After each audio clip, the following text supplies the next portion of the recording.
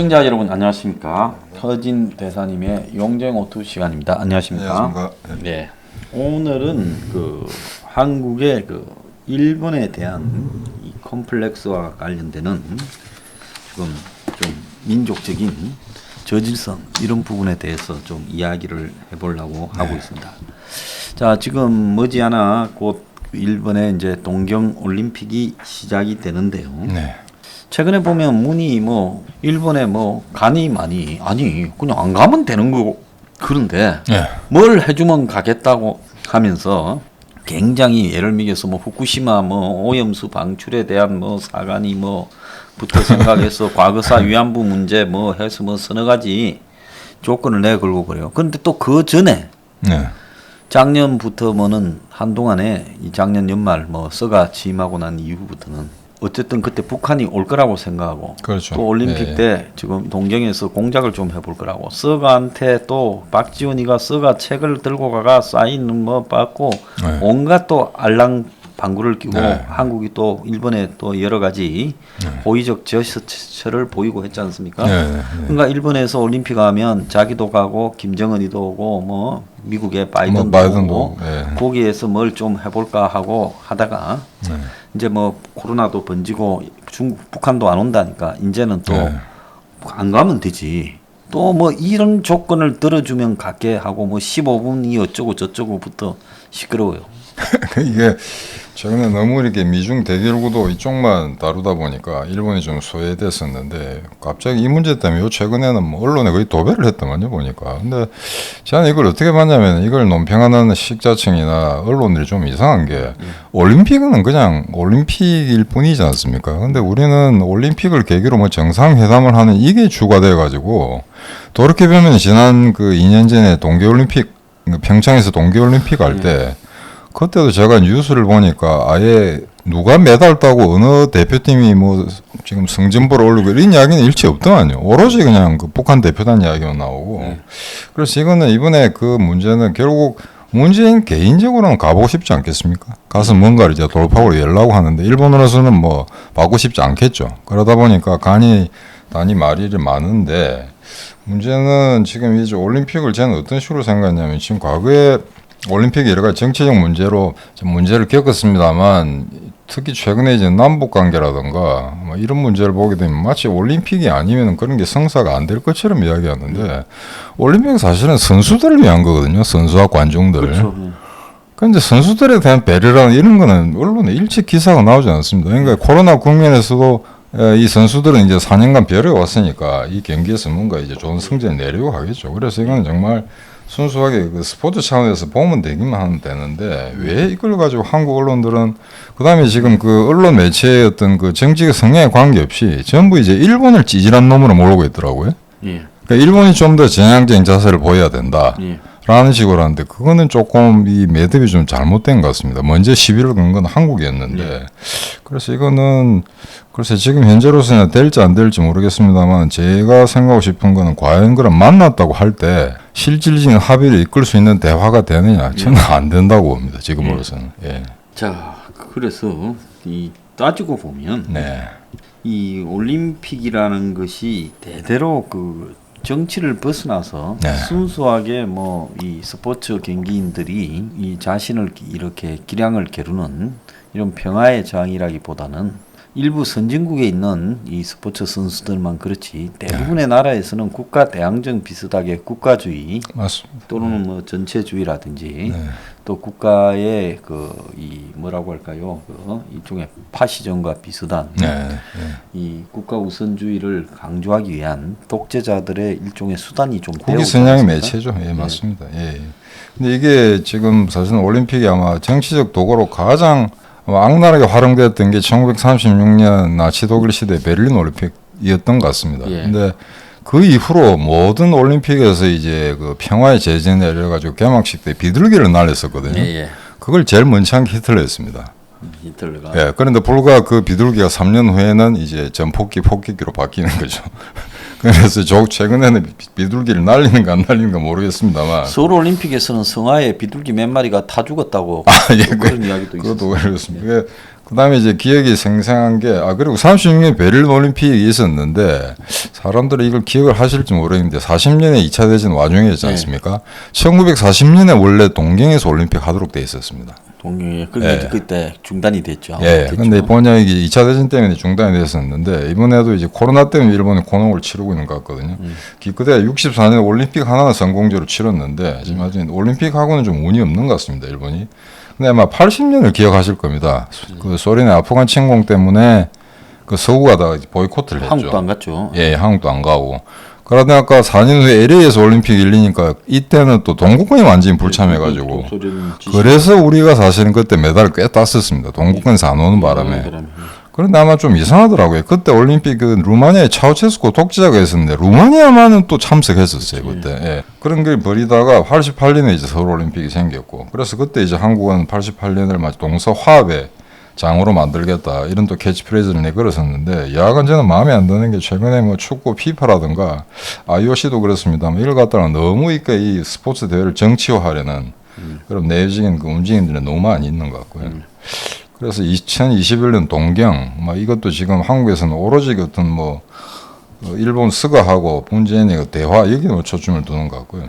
자, 이러다 보면은 내년 2022년 북경 동계 올림픽도 정치적 문제로 비화가 되지 않을까. 지금 유럽 의회 같은 데서는 보이콧하는 방안까지 이제 검토하고 있다고 이제 언론에 계속 나오고 있거든요. 아직까지 각국의 행정부 차원에서 이렇게 결단을 내린 건 아닙니다만 만약에 중국과의 관계가 악화된다면은 그 2002년 내년도 동계 올림픽이 문제가 생길 거를 여지는 충분히 있다고 생각하고 있습니다. 지금 서가하고 이 문재인이 만나는 부분에 대해서 이게 한국이 자세가 태도가 좀 이상한 게 일본이 굳이 한국하고 만나자고 매달리지 않고 무관심한데 한국이 세 가지 요건을 내걸고 그 요건에 맞으면 만나주겠다. 그리고 시간은 잠깐 보는 정도는 안 되고 이런 걸 해야 된다. 하는 걸 보면 좀 스토커처럼 이렇게 이야기를 하고 있어요. 그러니까 최근에 이게 일이 틀어지니까 이런 식으로 나온 것 같습니다. 그러니까 약식 회담을 하는 것도 좋은데 그 경우에는 반드시 어떤 그 결과물이 나와야 된다는 식으로. 근데 문제는 일본은 이 면담 자체에 대해서 지금 그렇게 국민을 관심을 갖고 있지 않을 뿐더러 과거에 지금 한 2년 전부터 문제가 됐던 반일 감정, 그다음에 이제 토착 외국 프레임이라든가 일본 상권 불매 운동, 그러니까 시발이 된 그런 문제를 근원적으로 해결하기 전까지는 한국과 진지하게 대화할 용의가 없다. 이런 식의 자세를 지금 2년 이상 견지해오고 있기 때문에 그다음에 이제 문제 정권이 1년밖에 남지 않았기 때문에 그런 어떤 의미를 부여하려고 하지 않을 것 같습니다. 그래서 일본으로서는 별 관심이 없는데 마치 문제는 일본이 모든 이 문제의 실마리를 풀어야 된다는 식으로 지금 언론 논조가 나오고 있거든요. 이 점에 대해서는 한국일보, 조선일보, 동아일보, 심지어 한겨레, 경향하고도 큰 차이가 없습니다. 마치 일본에 가지고 문제가 생겼다고 하는 것 같은데, 그럼 이걸 갖다가 한국 쪽에서는 이제 그 수출 규제, 이거를 아마 원인으로, 제1 원인으로 아마 규명하고 있는 것 같습니다. 물론 그럼 일본이 수출 규제 한 건 사실이죠. 그런데 조금 이제 해가 지났습니다만 이걸 아직 이해 못 하시는 분이 있는데, 저도 사실 몰랐습니다. 이 수출 규제 부분에 있어서 한국만 특혜를 준 거더만요, 보니까. 그러니까 일본이 이제 그 한국과는 가치를 공유하는 같은 시장 경제에서 아주 중요한 경제적 파트너이기 때문에 불화수소라든가 아주 민감한 어떤 재료, 그런 상품 갖다가 수출할 경우에 한국에 대해서만 그걸 갖다 예외적으로 인정해 준 건데 저는 그 잘못 이해하고 있었습니다. 그러니까 모든 나라에 다 베풀었는데 한국만 수출 규제하는 게 아니고 모든 나라에 다 똑같은 규정을 적용을 하는데 한국만 특혜 조항을 적용을 하다가 그 특혜를 이제 해제하겠다는 내용이었거든요. 그 다음에 지금 제가 알기로는 그 수출 규제 때문에 그 일본이 수출을 갖다가 하지 않은 것도 아니고요. 약간의 이제 좀 이게 기간이 지체됐다는 것 뿐이지 실제 제가 창원이나 경상남도 기업들 돌아다녀봤습니다만 일본은 수출 규제로 피해를 입었다는 기업은 들어본 적이 없습니다. 과잉되게 반응을 보인 거죠. 그리고 실질적으로 그 수출 규제를 위해서 한국 기업이 어떠한 피해를 받는가 조사도 들어가지 않았습니다. 그런데 그럼 일본이 왜 그 수출 규제를 했을까요? 불화수소라든가 여러 가지 기타 민감한 이제 그 원재료들인데 그건 아마 그 이전에 그걸 생각하셔야 될 게 이미 한국이 북한하고 내통하고 있다는 걸 일본이 알았겠죠. 그래서 이러저러한 그 어떤 그 전략 물자라든가 핵과 관련된 그런 기술에 이전될 수 있는 가능성이 있는 것들은 해서는 안 되겠다라고 해서 일본이 규제에 들어갔던 건데 그런 점에 대해서는 일체 한국 언론에서는 고려가 없습니다. 단지 이걸 갖다가 그러던 한국 어떤 정권의 정체성에 관련된 문제로부터 빚어졌음에도 불구하고 일본이 수출 규제를 했기 때문에 그다음에 반일 감정이 촉발했다 이런 식으로 이제 시나리오를 엮어가고 있는 거거든요. 그래서 이거는 강제징용이 문제냐 수출 규제가 문제냐 하는 거는 뭐 닭과 달걀의 문제이기 때문에 여기서는 크게 뭐 다루진 않겠습니다만 일단 강제징용권에 대해서 한국이 전향적 자세로 나오지 않으면 일본은 절대 대화를 하지 않겠다 하는 거는 스가 이전이나 스가 이후나 차이가 없는 것 같습니다. 현재로서는. 자, 그래서 지금 일본에 그 올림픽이 있으면 네. 그냥 문은 기분 나쁘면 안 뭐 가겠다 안 가면 하고 되죠. 안 가면 네, 되는 네, 거고 안 일본이 가면 뭐 또 굳이 문하고 오라고 네. 해서 문이 와야 올림픽이 삐까리 나고 문이 안 가면 일본의 올림픽이 칙칙해지는 것도 아니고 일본도 지금 올림픽 하기 싫은데 돈은 들어갔고 하니까 매몰 비용 때문에 이러지도 저러지도 못하면서 그냥 수입도 없는 올림픽을 억지로 하는 솔직히 말하면 해도 뭐 이 국민들도 분위기도 없고 또 뭐 반대가 더 반대도 많죠. 데모도 있고 하니까 네, 네. 일본이 뭐 이 올림픽 때문에 정말 우한을 짊어졌다라는 그런 마음으로 하는데 여기에 뭔 문재인 오고 안 오고에 신경 쓸 일이 있겠어요? 그러면 내가 너가 한테 가줄 거니까 너거는 내가 가면 이렇게 대우하고 이런 거를 항복해 주라 하니 일본에서는 오거나 말거나 니 알아서 하라 이런 입장을 가지니까 이제 계속 시끄럽게 떠드는 거예요. 내가 갈 건데 너네들이 왜 난 말을 안 들어주는 거고 나한테 뭐 15분을 회담을 해? 뭐 이런 짓거리를 하냐 뭐 이런 식으로 시비를. 근데 이게 언론을 통해서 이렇게 이제 닥싸움 비슷하게 되게 되면은 저는 이제 될 가능성이 좀 희박하다고 보는 게 정말 한국 쪽에서 스가 회담을 갖다가 뭔가 결실을 맺도록 또는 회담 그 자체가 충분한 의의를 갖도록 하려면은 이럴 때 박지호에 공작을 해야죠. 정말 진작에 들어가서 배후에 언론에 노출되지 않도록. 그런데 과연 그런 그러니까 너는 뭘 해주라. 그렇죠. 예, 그거는 이제 일반 언론에 나오지 않도록 내밀하게 그런 걸 접근한 다음에 그래도 안 될 경우에 이야기하는 거지. 이거는 처음부터 언론의 문제를 일으켜가지고 야 그냥 귀찮은데 일본 너가 빨리 우리 제안 받아들이지. 아마 이런 식의 아마 속셈인 같이 보입니다. 현재로서는 제가 확실한 증거는 갖고 있지 않습니다만 이래 되면은 뭐 일본으로서 굳이 자세 굽혀 가면서까지 만날 의도가 없는 데다가 자 그러면 솔직히 한번 생각해 봅시다. 만났다고 할 경우에 일본이 자 약식 회담 좋다. 40분짜리도 좋은데 15분짜리도 만나자. 그럼 만나서 무슨 이야기를 하죠? 지금 저희들이 확인할 수 있는 건 어떤 그 양측이 합의해가지고 내놓을 수 있다는 거는 정말 전략적 가치가 없거나 하나만한 이야기 그런 분야에 관련된 건 합의할 수 있을지 몰라도 북한 관계라든가 강제징용 수출 규제 이 현재 오늘 이 상태에서 이게 해결될 가능성은 거의 없다고 봐야 되거든요. 그러면 만나는 것 자체가 무슨 의미가 있는 건지 뭐 혹자는 이렇게 이야기하죠. 일단 만나야 물꼬를 턴다라고 이야기할지 모르겠습니다만 제가 누차에 걸쳐서 말씀드렸었는데 이 정상 간의 회담에서는 그 이전에 이제 실무진들이 다 물밀 교섭을 합니다. 그래서 뭘 이야기하고 어떤 점에 대해서 합의를 볼 거다라는 걸 다 확인하고 난 다음에 하는 거기 때문에 지금 현재 이렇게 그 팽팽하게 줄다리기를 하고 있다는 거는 실무진들 간의 합의가 전혀 이루어지지 않다고 보는 게 맞거든요. 그 이런 점에 있어서는 이제 굉장히 이게 아마 장시간에 걸려서 시간 갈 텐데 지금 올림픽이 10일 정도밖에 남지 않았기 때문에 아마 오늘 내일 빨리 결정을 내리지 않으면은 서로가 아마 좀 이렇게 상처를 받는 그런 꼴이 되지 않을까 우려됩니다. 근데 이런 식으로 올림픽에서 만나니 안 만나니를 하는 걸 가지고 한국 국민들한테 또 이거를 갖다가 또 반일 프레임을 내는 거죠. 남의 그 축제 부분에 공연이 간다 했다가 사이 안 좋으면 남의 축제에 안 가는 게 답이죠. 우리가 그렇지 않습니까? 남의 집에 행사가 있는데 나하고 저 사람하고 사이가 안 좋은데 가서는 뭐 까딱 잘못하면 시비가 커질 것 같으면 그래 남 집에 행사에 가서 내가 굳이 죄를 뿌릴 거는 있겠냐. 잘하길 바란다고 안 가는 게 상처가 아닙니까?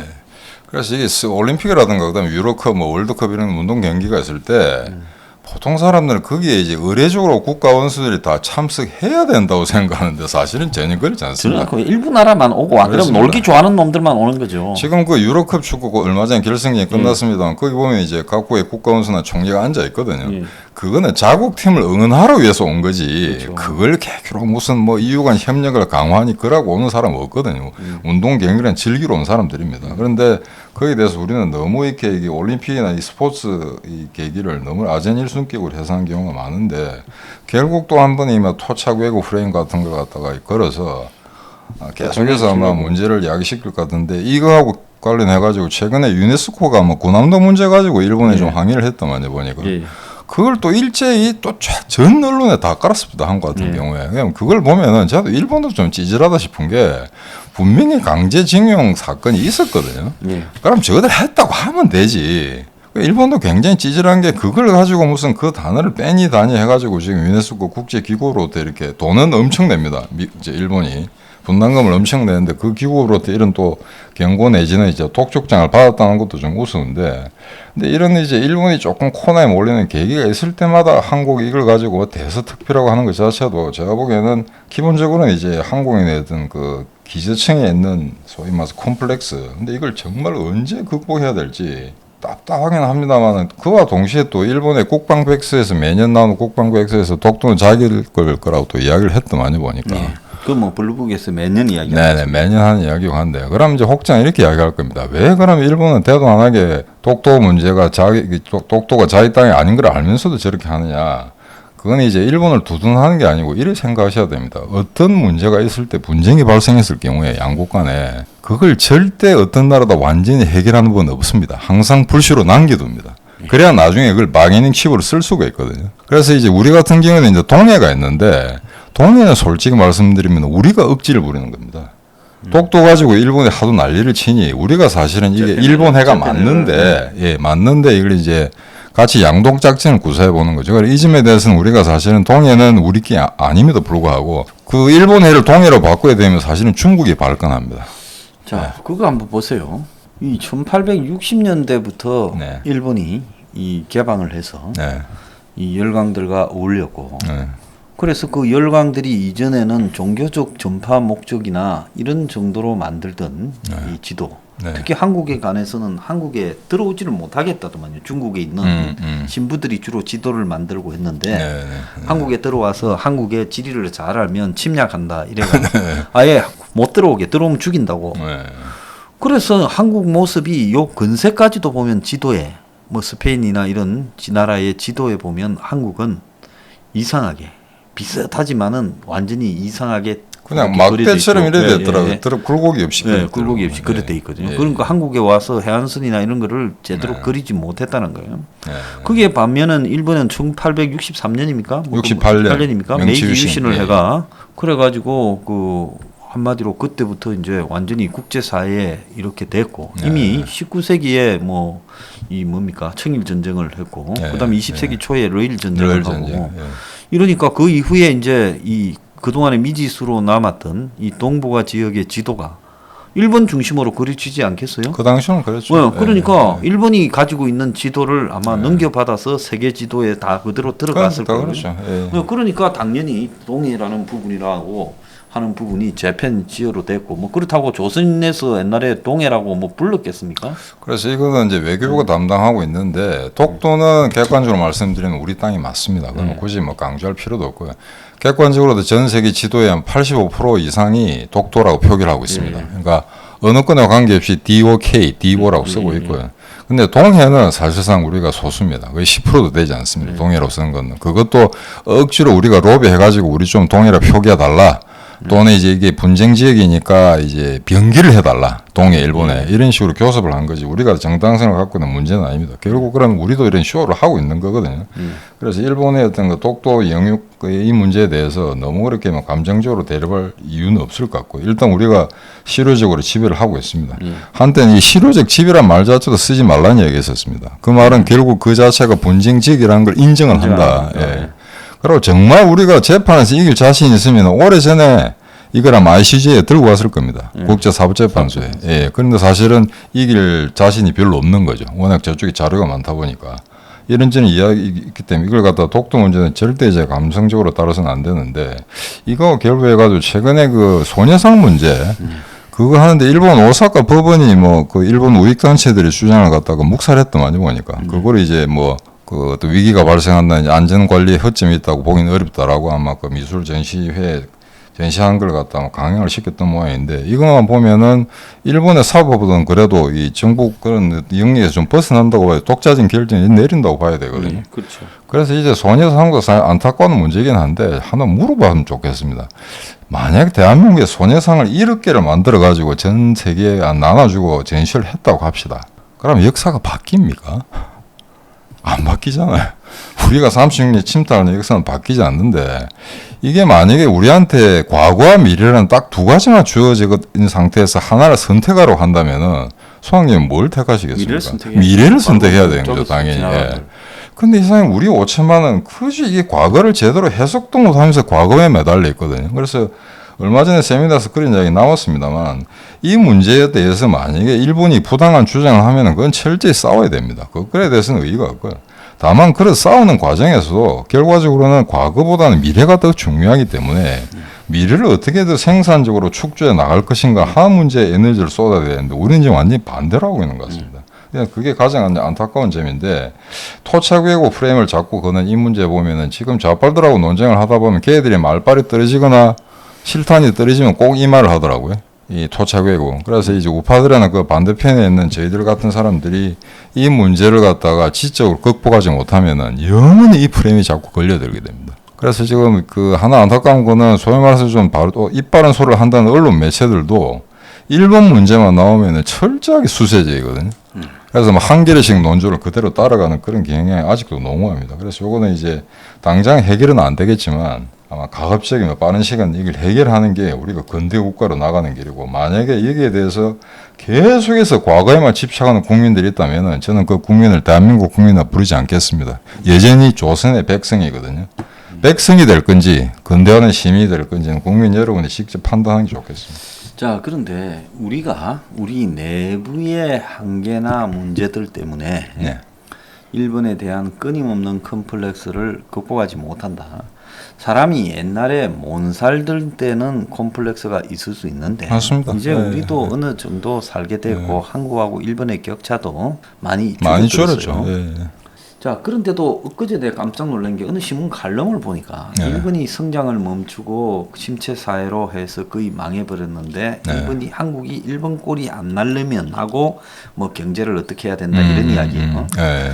근데 깜짝 놀란 게 일본이 망했지만은 지금 한국보다는 훨씬 더 위기나 이런 데 강하게 이 기술력의 바탕으로 뿌리를 내리고 있고 중소기업, 중견기업이 탄탄한데 한국이 일본이 망했다라고 할 만한 지금 경제 상황인가? 한국은 끝풀만 좋았지 솔직히 이제 거의 완전히 그냥 이제 선진국 되기도 물 건너 갔고 영원히 일본하고 격차를 좁힐 수 없는 단계로 지금 가고 있는데 어떻게 한국의 경제 칼럼을 쓰는 경제 전문가가 신문에 그런 표현을 쓰는가는 그 사람 머릿속에도 아주 뿌리 깊은 콤플렉스가 자리 잡고 있어서 그런 글이 나오는 거 아니에요? 요즘에 아마 그런 좌파 먹물들이 그런 식으로 아마 합의를 한 것 같아요. 일본은 망했다. 이 프레임을 씌우자. 일본 자체에다가. 예. 그런 식의 아마 경향이 많은 것 같은데 물론 제페니피케이션인가 뭐 그렇게 표현하죠. 일본화라고 하는. 근데 일본이 지금 과거와 달리 상당히 정체 국민에 있는 건 사실입니다. 그리고 이제 그 나라 국민성이라는 게 소위 말해서 소상품 대량 생산 체제에서는 굉장히 효율성을 발휘하죠. 이제 좀 뭐랄까 약간 군국주의를 경험하고 여러 가지 사회적 위기를 극복한 그런 세대가 낼 수 있는 에너지 역량 가능한데 지금 현재 21세기에는 보면은 집단적인 역량보다는 사실은 개인의 창의력에 의한 그런 21세기의 어떤 산업 구조를 개선해야 될 그런 이제 당면 과제들이 있기 때문에 그에 대해서는 일본이 갖고 있는 소위 특징이랄까 그런 자질들이 상당 한계에 부딪히고 있는 건 사실입니다. 그렇다고 해서 그 일본이 갖고 있는 잠재력을 너무 이렇게 저평가하게 되면은 우리가 이제 중국을 너무 과대평가한 거하고 똑같은 맥락에서 나중에 큰 실수를 저지르지 않을까 그런 우려를 같이 생각해야 될 것 같습니다. 네, 그 제페니제이션입니다. 일본화. 제페니제이션. 그런데 이제 일본화라고 하는데 근데 막상 솔직히 인정해 보면 일본의 시골이나 중소도시를 가서 한국의 시골이나 중소도시하고 비교해 보면 일본이 동경으로 집중되면서 지방이 거의 망했다. 일본이 뭐 농촌 지역이 황폐해지고 있다. 고령화가 심하다 해도 일본은 시골 지역을 가도 깨끗해서 일본 전역이 관광지화돼 있는 그래서 일본은 어디를 가도 그 지역이 마치 깨끗하게 관광지화돼 있고 뭐 사람들 모습이나 이런 것이 초라하게 보이지 않는데 한국의 시골이나 쇠락해가는 소도시를 가보세요. 얼굴 표정부터 다르죠. 살고 있는 사람들. 예. 제가 일본에 최초로 살은 건 45년 전인데 그 이후로는 이제 10년 주기로 방문을 했었는데 소장 말씀대로 이제 그 빈부격차라든가 하는 건 우리보다는 훨씬 적은 편이고요. 다만 그 사람들이 굉장히 잘 산다는 느낌 들지 않습니다. 왜? 집이 작기 때문에. 예, 집이 작고 예. 또 먹는 것도 소박하고 옷도 또 다만 화려하게 입지도 일단 않고. 그 깨끗한 거 하나 보면은 그러니까 이 도심에 있거나 시골에 있거나 가더라도 되게 주택이나 환경 그다음 어떤 그 거기 있는 주민들의 옷차림이나 표정 골목길 뭐 이런 거 비슷합니다. 예, 네. 거의 비슷하기 때문에 일본 사람들은 생김새 봐가지고 이 사람이 동경 출신인지 예, 그 시골 출신인지 식구군지 알 알 수 수가 없습니다. 우리는 뭐 딱 보면 알잖아요. 우리는 서울 내부만 해도 이게 강남인지 예. 강북인지 표가 나거든요. 예. 옷차림을 보더라도. 그런 상황입니다. 근데 여기서 제가 좀 하나 말씀드리고 싶은 거는 과연 이제 우리의 일본 콤플렉스가 어떤 거냐 하는 걸 갖다 우리만 이야기해가지고 곤란하니까 외국의 사례를 좀 봐야 되겠는데 특히 동남아시아 있지 않습니까? 우리하고 비슷하다고 생각하죠. 2차 대전 때 일본이 그렇죠. 침략을 지금 받았으니까. 일본이 침략을 한 게 저기 네. 동남아는 뭐 필리핀도 했고 그렇죠. 또 뭐 베트남도 베트남, 했고 버마, 예, 예. 버마도 했고 뭐 싱가포르 점령했고요. 예. 화이강의 다리가 그게 버마 아닙니까, 그죠? 거기 아마 태국인가 태국에서 버마 그쪽에 국경이죠. 국경 예, 지역입니다. 국경 지역이고. 예, 예. 그리고 태국도 그러니까 점령이 됐고 네, 네, 그러니까 네. 동남아시아의 대부분이 캄보디아 뭐 네. 라오스까지 일본이 다 점령했지 않습니까? 그래서 이제 그 우리가 일본에 대해서 이제 각을 세우면서 위안부 문제라든가 그걸 가지고 동남아시아 국가들은 한번 연합 전선을 구축해 보려고 했었거든요. 근데 이게 잘 안 됐습니다. 왜냐하면 우리가 가지고 있는 일본에 대한 적개심은 여기 10분의 1, 100분의 1도 안 되거든요. 그러니까 이게 동남아 국가들은 그래서 우리가 이끌은 이야기를 했죠. 야, 너가 옛날에 침략 당했지 않았냐? 그런데 소화되랍니다. 그러고 나서 뭐 우짜란 이야기냐? 왜? 그 이후에 일본이 그 전화를 극복할 수 있는 충분한 자금 지원을 해줬다. 그 다음에 일본 기업들이 들어와가지고 우리가 고용 창출되면서 그 부로 우리가 지금까지 살아고 있다라고 하는 걸 또 스스럼없이 이야기하거든요. 거기 이제 또 차이 하나가 네. 한국은 조선 왕조가 망하면서 바로 일본 식민지화가 됐는데 네, 네. 전쟁 없이 갖다 바치죠. 그렇죠. 근데 동남아는 이미 그 이전에 프랑스나 인도네시 뭐 영국, 네덜란드, 오령 식민지, 영국 예, 등 맞습니다. 이미 네. 다 식민지라서 네, 네. 그 동남아 사람들이 생각을 해본 거죠. 네. 양놈의 식민지를 하는 게 좋을까, 일본의 식민지를 하는 걸 좋을까? 그러니까 일본이 그게 이제 뭡니까? 이 딱 머리를 굴렸잖아요. 대동아 공영권이라 맞습니다. 해서 예, 예. 서양의 지배에서 식민에 신음하는 아시아의 대중들은 다 들고 일어나서 예, 이 아시아가 독자적으로 살아갈 수 있게 돼야 된다. 일본이 나름 그런 논리를 굉장히 퍼뜨렸어요. 그러니까 우리는 굉장히 불편해서 역사책에는 쓰고 있지 않은데 네. 사실은 2차 대전 일본군이 진주했을 때 상당수가 환영을 했습니다. 네, 그리고 한국이라고. 그 나라의 민족주의를 표방하면서 프랑스, 인도차이나 식민지, 네덜란드, 인도네시아 식민지, 또 영국의 식민지 등에 네.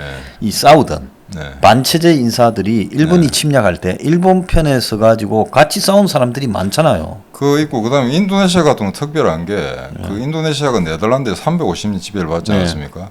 2차 대전 끝나고 나서 인도네시아에 한 1000명 정도의 일본군이 그들을 주둔을 했었는데 네. 이 사람들이 인도네시아 사람들하고 결합해가지고 네덜란드 식민 세력을 그 전쟁이 벌어졌잖아요. 네, 네덜란드가 2차 대전에 네, 이기고 네. 인도차이나를 갖다가 이제 다시 회복하려고 네. 일본이 점령해 있던. 네.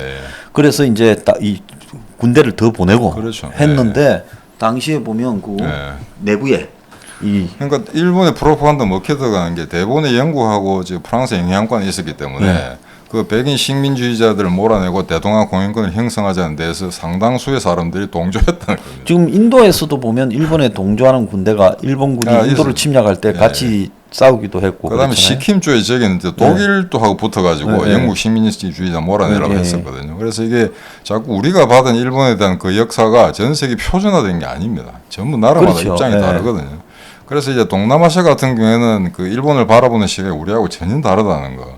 그다음에 이제 그 유럽으로 보면 이제 폴란드가 우리하고 비슷한 역사 있지 않습니까? 네. 그러니까 폴란드가 독일, 러시아에 끼어서 고생한 것처럼 우리도 중국, 일본에 이제 등살에 상당히 이제 시련을 겪었는데, 그럼 이 폴란드는 지금 어떻는가? 물론 폴란드 2차 대전 때 거의 뭐 4분의 1, 25% 인구가 죽었다고 합니다. 전쟁이 죽고, 그 다음에 거기에 워낙 또 많은 유태인이 살고 있다 나라 보니까. 국경이 뭐 이렇게 예. 동쪽 서쪽으로 옮겨버렸잖아요. 아우슈비츠라는 그 어떤 살인마의 장소가 내나 그 폴란드 땅이지 않습니까? 그런 점에서 폴란드가 굉장히 이제 마음 아파하는 부분인데, 이걸 하나 좀 유치하지만 예로만 들겠습니다. 2006년에 독일에서 월드컵 할 때 독일의 그러니까 최전방에서는 스트라이커 2명 있었어요. 얘가 이제 클로즈하고 포돌스키를 다 했는데 다 폴란드- 폴란드계입니다. 예. 그러니까 폴란드에서 이제 독일 사람들이 많이 이주해 가서 폴란드인으로 살던 사람들이 그 그러니까 독일 이름 보십시오. 포돌스키거든요. 예, 스키니까. 그냥 우리말로 하면 김한국이에요. 슬라브 예. 이름이죠. 그러니까 독일 국가대표팀의 투톱이 폴란드계인데 그럼 우리 한번 생각해 보십시오. 한국의 제일 교포가 일본 국가대표의 투스타가 되었다 할 경우에 그거 가지고는 상당히 논란이 많을 건데 그 당시 폴란드 사람들은 다 자랑스러운 폴란드인을 했거든요. 네. 축구만 잘하면 됐지. 야 독일 같은 축구 강국이 어디 공격수가 없어가지고 폴란드 얘를 2명 썼겠냐. 결국 그 클로즈라는 사람은 월드컵 역사상 가장 많은 골을 넣은 세계 기록까지 세웁니다. 지금 예. 그러고 폴란드가 이 러시아를 두려워해서 당연하죠. 미군을 맞습니다. 진주시키려고 네, 네, 미군에게 많은 돈을 낼 거니까 예. 미군이 뭐 한 5천 명이라도 예. 순회하지 말고 붙박이로 있어 달라고 요구를 하고 예.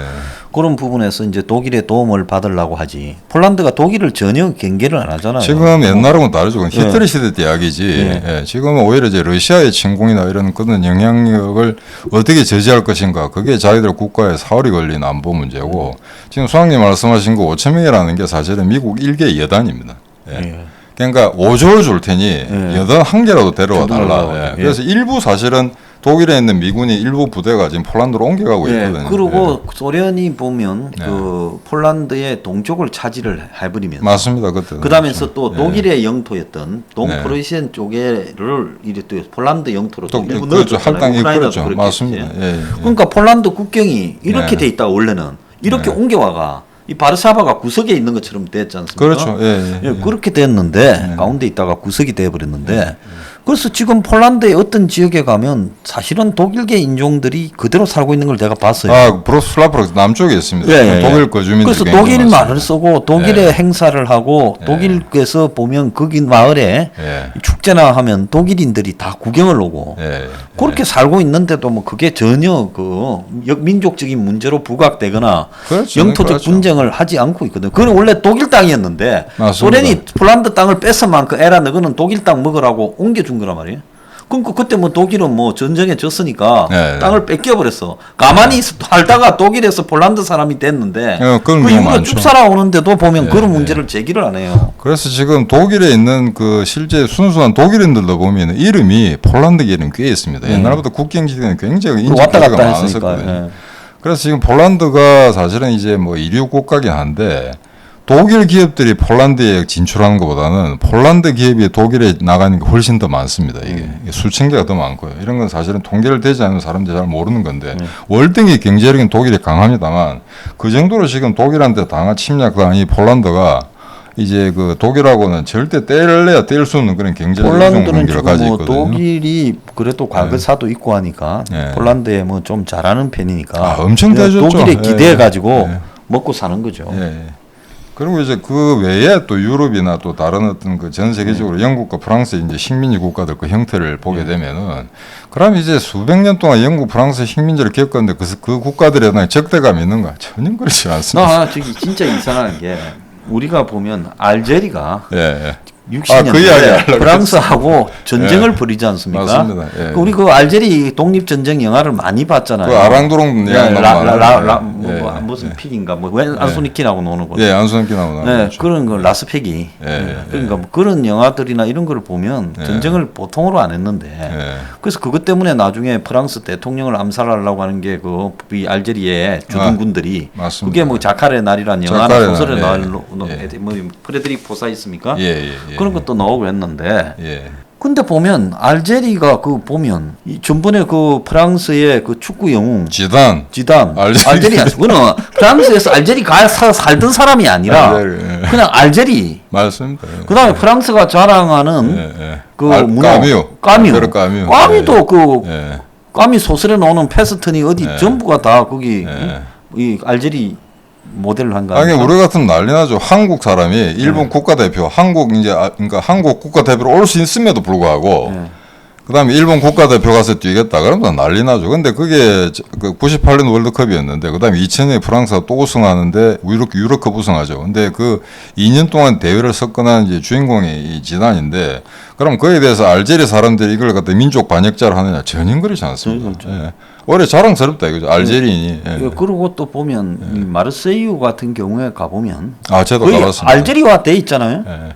그래서 치안이 지금 무지 안 좋죠. 예. 그래도 뭐 어떻게 보면 이 알제리 사람들이 그렇게 싫어하는데 그 가죠. 거기 가서 완전히 도시의 절반을 갖다가 완전히 알제리화 해버린 일이 벌어졌는데 그래서 이런저런 그 국가들 보면은 우리하고 전혀 다르다는 겁니다. 그다음에 제가 경상남도에 어떤 고등학교에 이제 그 강연을 하나 갔었는데 태평양에 그 많은 군소 국가들 있지 않습니까? 섬나라들. 그다 영국, 프랑스 식민지였거든요. 프랑스는 정말 조금이고 뉴칼레도니아 같은 거. 근데 그 사람들이 그러는 거예요. 학생들이 왜 그 나라들은 독립을 했는데도 왜 그러면 영연방에 들어갔느냐? 옛날에 식민지 그 착취당한 그 국가 아니냐라고 이야기하길래 자 그러면은 만약 걔들이 영국하고 연을 끊고 미국하고 연을 끊었다 생각해보자. 그럼 누가 쳐들어오겠는가?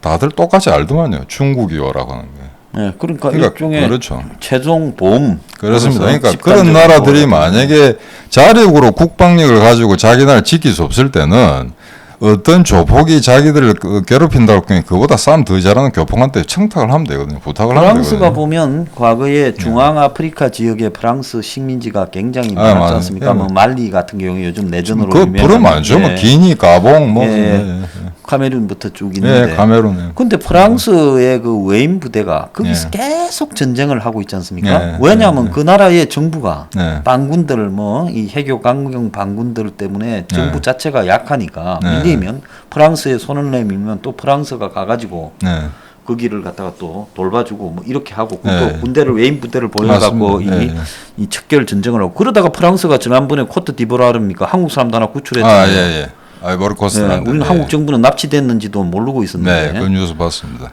그리고 또 하나를 보면 지금 이 프랑스가 그 지난번에 보면 이 마크롱이 레바논이 그 폭파가 그 한국에서 크게 화학물질이 터져가 거의 뭐 이 베이루트 시의 상당한 부분이 초토화됐는데 그때 보면 마크롱이 거기를 가니까 엄청난 베이루트 사람들이 나와가지고 그래도 프랑스가 우리를 잊지 않고 돌아와서 이렇게 대통령이 위로하는. 레바논 식민지였거든요, 프랑스. 그러니까 레바논이 프랑스 식민, 레바논과 시리아는 프랑스 식민지였어요. 그렇죠. 레바논, 시리아는. 그러니까 엄청나게 그래서 지금 그 나라는 뭐 해교하고 기독교 간의 관계 때문에 시끄러워가 내전이 나고 하니까 많은 레바논 사람들이 프랑스 식민지로 돌아갔으면 바다만 주면 돌아갔으면 좋겠다고 한다는 거예요. 그 옛날 잘 나갈 때는 베이루트가 뭐 중동의 파리라고 그랬죠. 진주라고 그랬죠. 우리 페네키 아닙니까? 근데 아마 조선인의 정서 같으면 이러겠죠. 이 침략자의 자식이 왔다라가 마크롱은 돌 던져야 정상인 거로 생각이죠. 그 정도로 우리가 우물하는 개구리라는 건데 여기서 이제 그 조금 다른 이야기는 그 러시아, 소련 옆에 붙어 있던 핀란드를 좀 이야기하고자 합니다. 그래서 핀란드는 사실은 또 이거 우리하고 입장이 비슷하죠. 독일하고 러시아 사이 경기였었는데 이게 2차 대전 때 사실은 나치 독일에 붙어서 소련하고 싸웠거든요. 네, 같이 연합군이 됐죠. 루마니아처럼. 그래서 혹자는 아니 그 민주 제도를 갖고 있는 나라가 왜 그런 극악무도한 나라로 동맹을 맺었냐라고 이제 의심하는 분들이 있는데 그 당시에 1930년, 40년대에 가장 이 정치적 외교적으로 위협이 됐던 나라는 사실 소련이었거든요. 예, 그 당시에 2차 대전 전에 이미 핀란드는 이 당시 소련하고 겨울 전쟁이라고 따로 전쟁을 했잖아요. 1939년이니까 폴란드 점령 그 2차 대전 그 시기에 바로 소련이 쳤죠. 예, 쳐들어가가 둘이가 따로 전쟁을 했어요. 그래가지고 이제 강화를 맺고 그때 보면 이 스웨덴, 노르웨이에서도 의용군이 많이 갔더만요. 맞습니다. 그런데 이제 핀란드가 왜 그러냐는 거 아니에요. 그때 굉장히 시니컬한 반응을 내죠. 영국, 프랑스 보고 이랬다는 겁니다. 너가 노르웨이나 체코 포기하는 거 보고 우리가 너가 믿었다가는 큰일 나겠다. 그래서 당장 지금 소련이 우리나라를 먹으려고 하니 우리는 나치 독일과 손을 잡을 수밖에 없다라는 걸 자기 합리화를 했었거든요. 자, 그러다 보니까 이게 소련이 이제 우습게 알고 50만 대군을 이끌고 들어갔는데 나중에 누계 사상자가 100만 명이 나옵니다. 결국 핀란드를 점령하지를 못한 상황에서 그냥 카렐리아 지역이라고 남쪽에 한 영토의 10분의 1 정도 떼면서 휴전을 했거든요. 그러고 나서 2차 대전이 이제 본격화되니까 이제 만년 하임 대통령이 히틀러하고 이제 협정을 맺고 전쟁에 직접 참여하죠. 참여해가지고 이제 카렐리아 쪽에 잃었던 땅을 되찾으니까 그때부터는 또 동맹에서 떨어져 나오게 됩니다. 더 진격을 안 하고. 네, 근데 히틀러는 계속 쏴주길 바랬는데 그렇게 하는 거죠. 근데 그때까지만 해도 이제 소련군이 핀란드군이 굉장히 잘 싸웠다고 하는데 여러 가지 영웅들도 많이 나왔습니다. 그 시모 해위해라고 이게 다큐멘터리 보면은 그 저격병 스나이퍼 하나가 소련군 500명을 이상을 죽인 그런 기록까지 나옵니다. 그런데 그때까지는 굉장히 잘 싸웠는데 이게 이상의 그 냉전 시기를 겪으면서 사실은 얘가 나토에 가입하지도 못하고 소련의 철저히 눈치를 보는 그런 이상한 국가로 변질되게 되죠. 그래서 제가 알기로는 아마 마샬 플랜의 수혜도 못 받은 걸로 알고 있습니다. 예. 그러다 이게 그 다음에 이제 좌파 정부가 들어서면서 계속해서 이제 소련에 편향되는 지금의 우리하고 비슷할 겁니다. 그런 식으로 되다가 하나 재미난 사실을 발견했는데 1968년에서 72년 사이에 핀란드가 소위 말해서 이제 사회주의자들 정권을 잡습니다. 그런데 레닌이 1870년에 태어났거든요. 1970년이면 탄생 100주년이 되지 않습니까? 레닌 탄생 100주년 국제 심포지움을 모스크바가 아니고 핀란드 헬싱키에서 합니다. 그 정도로 이제 좌파 정권 눈치를 봤다는 거죠. 그러다 지금은 어느 정도 균형을 잡았었는데 이게 이제 핀란드화라는 거는 사실은 핀란드인 개개인에 대해서는 이제 사실은 모욕입니다. 약한 나라가 이곳저곳 눈치를 보다가 저런 식의 이제 주권을 그렇죠. 제대로 회복하지 못하고 하는데 이제 긍정적인 측면에서 보자면은 강대국의 사회에서 어느 한쪽에도 치우치지 않게 자기 어떤 그 생존권을 보존했다라는 차원에서 이제 핀란드를 갖다가 되게 예를 경우가 많던데 이 경우에도 특정 국가에게 조금이라도 경도됐을 경우에 그 나라의 어떤 생존권, 운명을 보장하기는 굉장히 힘들다는 거. 예, 그런 점에서는 핀란드의 사례가 이제 굉장히 저희들이 조심해야 봐야 되는데 최종적으로 제가 말씀드리고 싶은 거는 결국 아직까지 공산 지배, 공산당 일당 독재의 나라긴 합니다만은 베트남하고 한국을 비교해 보면 이게 자존심의 차원에서 너무나 차이가 난다. 지금 저도 국제회의에서 몇 번 봤습니다만 베트남 대표들은 국제회의에서 당당하게 중국을 까거든요. 심지어 북경에서 벌어지는 심포지엄에서도 그 베트남 군인들이나 정치가 외교관들에 가서 신랄하게 중국 정부를 깝니다. 근데 한국은 그런 용기가 없거든요. 그리고 베트남이 미국에 대해서 뭐 추가로 사과하거나 어떻게 하라고 하지 말. 사과를 하려고 해도 안 받아주려고 합니다. 미국에 대해서 그리고 또 저 베트남에 포로로 잡혀 있던 존 맥케인에 대해서 베트남이 그를 영웅 대접을 해가. 그래서 나중에 베트남하고 미국하고 화해를 하는데 이렇게 굉장히 활용을 하지 그것도 제가 언론에서 본 적이 있습니다. 그래서 이게 베트남 아들이 역시 그렇게 참 통이 큰 놈들이다. 이 천년 동안 중국하고 싸우고 프랑스, 일본하고도 싸우고 나중에 이제 미국까지 몰아내게 되는데 근데 지금 이제 그 베트남들이 굉장히 실용주의로 바뀐 건 사실임에도 불구하고 지금 현재로서는 미국이 아니고 우리는 당연히 베트남 사람들이 주적이 미국인 줄 알았더니 그게 아니더만요. 철저히 중국이더만요. 네, 중국이죠. 네, 중국이 이러고 심지어 이제 미군 군함도 베트남 항에 정박하는 경우가 상당히 많습니다. 옛날에 비해서. 그래서 이런 걸 보면 확실히 전쟁을 겪고 있는 베트남 애들이 우리보다 훨씬 더 대단한 나라다. 현실을 바라보는 거죠. 예. 그래서 이게 이 나라가 우리나라의 롤 모델이 되어서는 곤란합니다만 이게 문재인 정부 들어서고 나서 한국 정부가 워낙 자존심이 상하는 속이 뒤집혀지는 이런 어떤 국치 이런 문제를 경험하다 보니까 우리하고는 정체성이 전혀 다른 베트남을 갖다가 이제 다시 본받아야 되는데 이런 주장까지 나오게 되는 거는 개인적으로는 상당히 서글픈 현실이라고 생각하고 있습니다. 예, 오늘 그 일부 그 우리나라의 일본 콤플렉스라는 저질 민족성에 대해서 냉정하게 국제사회의 사례를 보면서 일본 올림픽을 맞이해서 한번 짚어봤습니다. 네. 예, 감사합니다. 마치겠습니다.